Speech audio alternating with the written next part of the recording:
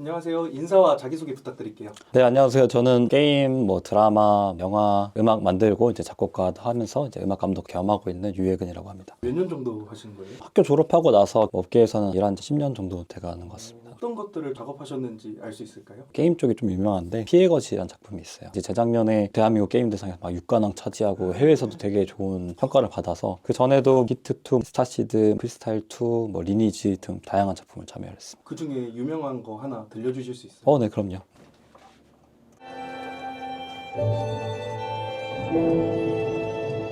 이게 게임 들어갈 때 약간 맞아요. 가장 대표적인 거라 이게 제일 유명해요. 그럼 작업 중인 저 렐릭이라는 게임이 있는데 보스 중에 한 명이 테마 음악을 만들고 있었고요. 이런 식으로 들려드리면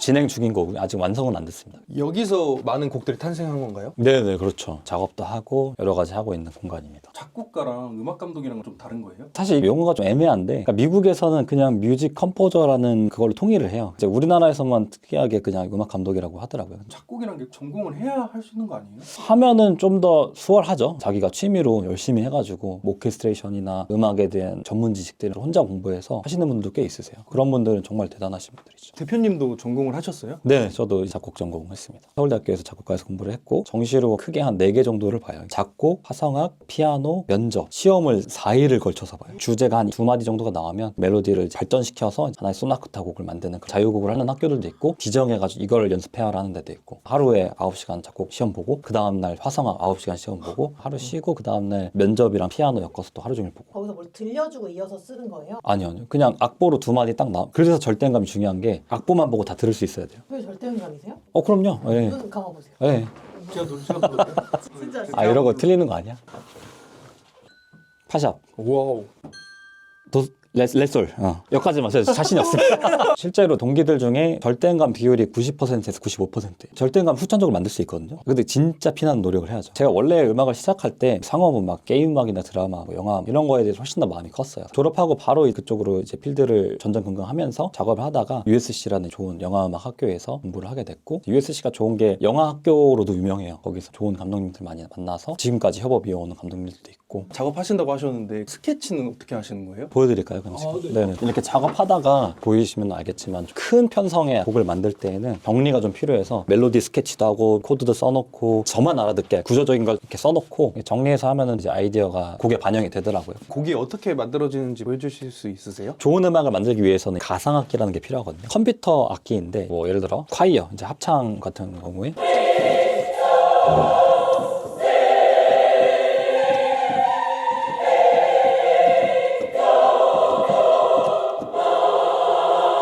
이 건반 하나로 모든 악기를 다 낼 수가 있어요. 하프 소리도 낼 수 있고 튜블라벨이라고 해서 이런 소리 낼 수 있고. 근데 이 악기 하나하나들을 다 사야 돼요. 저도 그래서 한 10년 동안 몇 천만 원에서 몇 억까지도 들은 것 같아요. 그렇게 해야지 이렇게 크게 만들 수 있거든요. 올해부터 이제 서울예대에서 교수로 좀 활동하게 되는데 지금 수업이 영상음악 관련된 이제 수업이라 현업에서 띄고 있는 노하우들이나 수업에서 좀 쓸 것들을 정리하고 있었습니다. 혹시 스튜디오도 한번 소개시켜 줄 수 있으세요? 네네. 저희 직원들도 있고 다른 공간들 좀 보여드리도록 할게요. 들어갈게요. 자, 여기 직원 근무하시는 작곡가분 계시고 그래서 여기서 작업을 하고 있습니다. 여기도 있고 직원분은 몇 분 정도 계신 거예요? 저분이랑 이탈리아에서도 근무하는 국제 또 작곡가 한 분 계세요. 성우 녹음도 하고 악기 녹음도 하고 특히 이제 게임 쪽 많이 녹음하고 있고요. 이쪽 공간에서 모든 것들이 다 이루어지고 있습니다. 장비들이 엄청 많잖아요. 많이 비용이 들 것 같아요. 이런 공간에서 새로 하려면 한 1억 5천에서 막 2억까지도 들고 근데 저희는 좀 다행히 녹음실로 되어 있던 것들을 리노베이션을 해가지고 조금 더 저렴하게 했던 것 같아요. 인테리어랑 사실 장비 구매하는 게 제일 많이 들죠. 대표님 근데 이거는 뭐예요? 좋은 기회를 이제 감사하게 얻어서 이제 연주한 조선일보 이제 신인 음악회라고 해서 이제 연주회를 열 수 있게 해줘요. 실기 성적 기준으로 이제 1등으로 이제 졸업을 해야지 할 수 있고요. 초당 받는 건지 완성된 곡을 만들어서 받는 건지. 게임 쪽 기준으로 따진다면은 1분당 얼마 책정하긴 해요. 곡당 수백만이 될 수도 있고 영화나 드라마 같은 경우에는 작품 한 편당 몇 천만 원, 몇 억이 되는지 측정하기도 하고요. 그 기간은 좀 넉넉하게 줘요? 다 다릅니다. 작년 4월인가 미국에서 장편 영화 하나를 한 적이 있었어요. 프로듀스가 그때 저한테 연락하더니 지금 10일밖에 없다. 음악 1시간 만들어야 되는데 해라. 아니면 할 사람 많다고. 페이도 그렇게 사실 많이 안 줬어요. 그냥 무조건 하겠다. 페이를 볼 게 아니죠. 할리우드의 장편 음악인데. 네, 상학과님 들리세요? 아, 거기에 보면 이제 또 글리산도 같은 게 있거든요. 어떤 것 때문에 이거 하고 계신 거예요? 그 게임 녹음인데 녹음할 파트가 있어가지고 상학과분을 한 명을 초청해서 이제 녹음 세션을 좀 진행하려고 합니다. 10마디에선 좀 더 치고 나가는 게 좋아요. 녹음해보겠습니다. 17마디 전까지 한번 해볼게요. 곡을 다 완성한 단계는 아니라서 한 7에서 8 정도라고 볼 수 있을 것 같고 녹음 받고 나머지 제가 폴리싱 해가지고 마무리를 해보려고 합니다. 아무래도 사람의 목소리가 훨씬 더 키나 이런 것도 정확하게 내고 뉘앙스나 이런 것도 되게 중요하기 때문에 하나 연주하는 거에 있어서 여러 가지 방법들이 있거든요. 근데 그런 것들은 AI나 가상악기들이 하기가 되게 힘들어요. 그런 것들은 솔로들은 저는 적극적으로 녹음을 받고 있습니다. 애니메이션, 게임 음악, 공포 음악 다 다르잖아요. 그러니까 애니메이션은 영상이 어떻죠? 되게 가상이잖아요. 가상의 세계를 표현해야 되기 때문에 음악이 관여해야 되는 비중이 훨씬 더 깊어야 돼요. 모션 하나하나도 손을 빡 뜨면 드르륵 막 이렇게 하거나 빵 하면 그냥 막 빵 이렇게 같이 해주고 영화나 드라마 같은 경우는 배우의 연기 톤, 목소리 톤, 표정, 몸짓, 발짓 음악에 너무 많이 관여하면 오히려 스토리적인 것들을 방해할 수 있거든요. 영상 음악은 장면이 되게 중요한데 보는 인물이 어떤 인종인가 뭐 일본 사람이다 그럼 막 띵띵가 막 이렇게 나오기도 하고 중국 사람이다 그럼 막 이런 거 나오기도 하고 라틴이다 그럼 탁탁탁 이렇게 나오기도 하고 인종도 봐야 되고 그러니까 낮인지 아침인지 이런 것도 되게 중요해요. 어떻게 컨택을 해서 작업을 하게 됐는지. 플랫폼을 통해서 음악도 올리고 했는데 규칙적으로 나누더라고요. 그때 당시 코로나였잖아요. 현실적으로 할 수 있는 방안이 DM, 콜드메일 이런 거밖에 없는 거예요. 진짜 하루에 메시지를 한 200개씩 막 보내기도 하고 메일 보낼 때 중요했던 게 뭐냐면 내가 이 사람 입장에 있을 때 어떤 메일을 스팸이라고 생각하지 않고 읽어볼까 생각했을 때 정말 진심 어린 커멘트 두세 줄이라도 해주면 이 사람도 나한테 시간 썼으니까 나도 이제 이 사람한테 시간 써야지 하겠구나 리서치를 했어요. 그래서 리서치를 하고 요약을 해가지고 커스터마이즈된 이메일을 100개에서 200개씩 항상 보냈어요. 그렇게 하면은 100개, 1000개 하나씩 답이 오거든요. 제가 사실 제일 자신 있는 부분 중에 하나는 앉아가지고 몇 시간씩 있는 건 자신 있거든요. 제가 할 수 있는 것들을 하다 보니까 지금의 사업체가 좀 됐던 것 같아요. 정리 좀 하고 지금 이제 또 강의하러 나가봐야 될 것 같습니다. 네.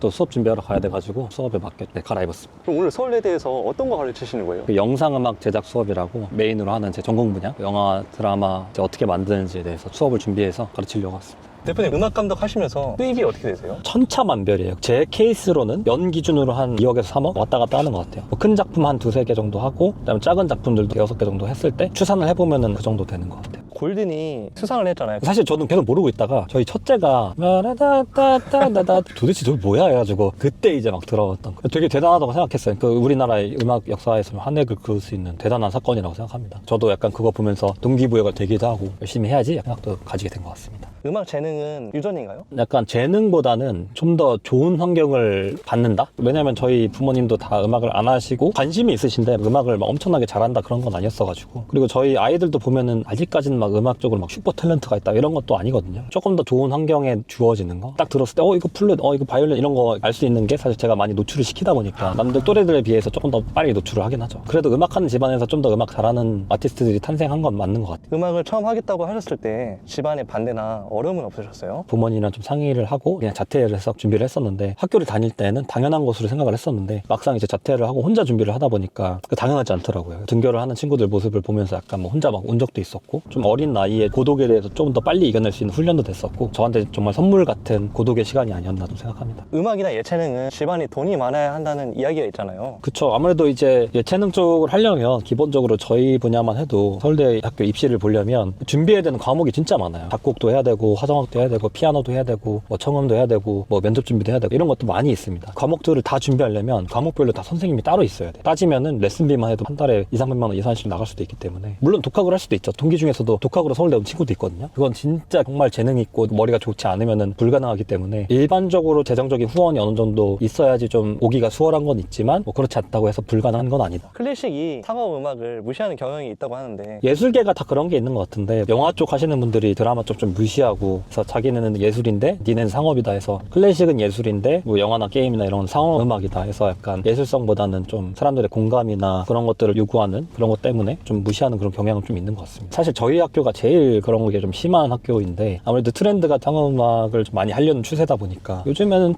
너네는 그렇게 가는구나 클래식 쪽으로 가는 아티스트 또 상업 음악 쪽으로 가는 아티스트 둘 다 좀 존중을 하는 추세인 것 같습니다. 이곳이 서울예대인가요? 네네, 여기가 서울예대입니다. 서울예대가 음악으로 되게 유명하잖아요. 그렇죠. 막 악기 하는 친구들은 하루 7-8시간씩 연습해서 뭐 오기도 하고, 실용음악학교에서는 제일 좀 들어가기 어려운 학교로 알고 있습니다. 요즘 학생들은 어떠신 것 같으세요? 뭐 다 그렇진 않지만 가면 갈수록 조금 더 나이브해진, 힘든 일 안 하려고 하는 그런 게 좀 있는 것 같아요. 근데 서울예대 학생들은 또 이제 최고의 학생들이다 보니까 되게 열정적으로 질문도 하고 자기에 대한 꿈도 어필도 하고 그런 학생들도 많이 있더라고요. 어떤 교수가 되고 싶으신가요? 저는 원래 좀 남을 도우면서 제가 도와준 그 친구들이 잘 성장해가지고 나중에 감사하다고 얘기할 때 제일 마음이 뿌듯하더라고요. 누군가에게 좀 멘토가 되어서 그들의 약간 꿈을 불을 지펴줄 수 있는 그런 역할을 좀 하고 있습니다. 강의실 가고 있는데 학교가 되게 예쁘고 아늑하더라고요. 걷는 것도 되게 좋아합니다. 교수님으로서 다른 직업으로 도전하는 거잖아요. 저는 원래부터 가르치는 거 되게 좋아했어가지고 되게 약간 설레이는 느낌도 있고 학생들도 되게 열정적으로 배우려고 해가지고 오늘 12시 반부터 수업이 있어가지고 수업 이제 준비를 하고 있습니다.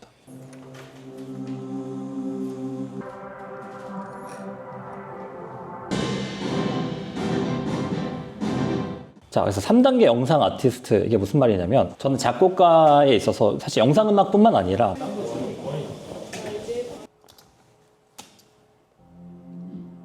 네 살이 썩고 뼈가 가루가 동안 지켜봤어.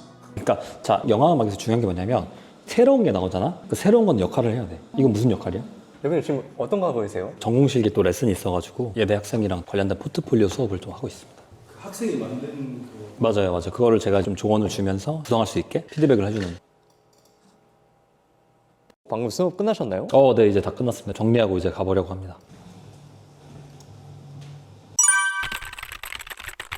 앞으로 음악 쪽 전망이 어떻게 생각하세요? 계속 AI가 발전하고 있어서 걱정하시는 분들도 많고 계속 신경 쓰고 있으면 스트레스 받고 그렇게 하는 게 보다는 연예인이나 운동선수 그다음에 예술가 앞으로 AI가 발전했을 때 3가지 직종이 남는다고 들었거든요. 저희 예술가들도 자기 색깔을 잃지 않고 성실하게 자기 할 거 하다 보면은 언젠가는 계속 길이 있지 않을까 생각합니다. 대표님에게 음악이란 어떤 의미인가요? 제가 하나 느낀 게 있어요. 한 3년 전에 폴란드에서 영화 음악제가 있어가지고 감사한 기회로 제 음악이 메인 테마로 좀 올라가가지고 우크라이나 분들이 몇 분 오셨어요. 듣고 나서 와 너무 좋다 울면서 자기 가족들 생각하면서 들었다. 언어는 그렇게 잘 안 통하더라도 음악 하나로 이렇게 소통할 수 있다는 게 되게 좋더라고요. 음악이 사람을 위로하고 공감하고 기쁘기도 하고 슬프기도 하고 선한 영향력을 끼칠 수 있는 좋은 역할을 한다고 생각합니다. 제 음악을 통해서 많은 사람들의 마음을 움직이고 다양한 감정선을 제 음악으로 연출할 수 있는 그런 작가가 되고 싶습니다. 그럼 앞으로의 꿈이나 목표가 있으세요? 목표는 사실 거창하면 좋잖아요. 미국에 에미 그래미 상이 있어요. 근데 순수 한국인으로서 아직 이제 영상음악 쪽에서 없어가지고 그거를 만약에 최초로 할 수 있으면 너무 영광일 것 같습니다.